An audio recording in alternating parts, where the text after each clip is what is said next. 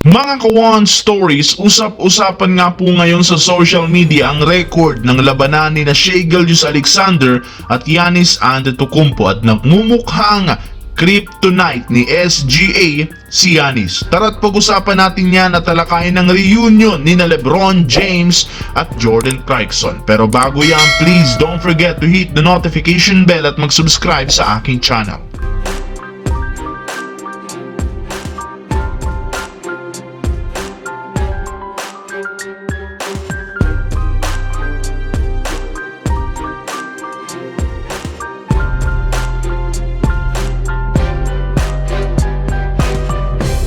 Kahit man natalo ang OKC Thunder sa NBA Cup Finals laban sa Milwaukee Bucks, nakatanggap pa rin naman nga sila ng tig $200,000 bawat miyembro. Hindi nga lugi dito ang OKC lalo pat hindi rin naman ito nakaapekto sa kanilang record sa West. As of now, sila pa rin ang number 1 team sa kasalukuyang record 25.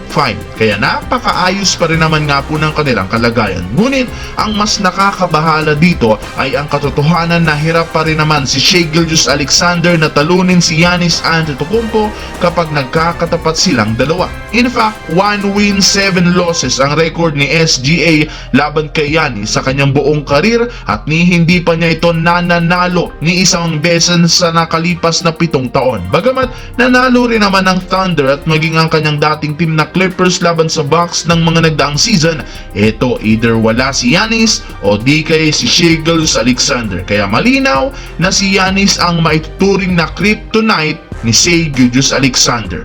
Samantala, dahil nga sa napakalamyang kampanya ng Utah Jazz ngayong season, maaga nga silang pagkatalo at pagbagsak sa West, napagpasyahan nga ng team na maging isa silang ganap na seller sa trade market. Ibig sabihin, ipapamigay nga nila ang majority sa mga key player kabilang ang 6th man na si Jordan Clarkson na kasalukuyan na nga pong pinag-aagawan ngayon.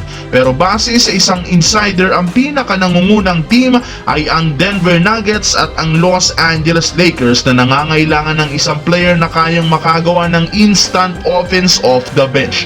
Desidido rin naman ang Lakers na makuha ito since nag-offer na rin naman agad sila ng package na binubuo ni na Gabe Vincent, Jalen Hood-Schifino at 2 second round pick. Hindi rin naman mahihirapan pa si Clarkson na mag-adjust sa Lakers dahil nakasama na rin naman niya noon sa Cavaliers si LeBron at posibleng mag-reunite muli ay inaasahan na makakabuo agad sila ng magandang chemistry sa Los Angeles Lakers.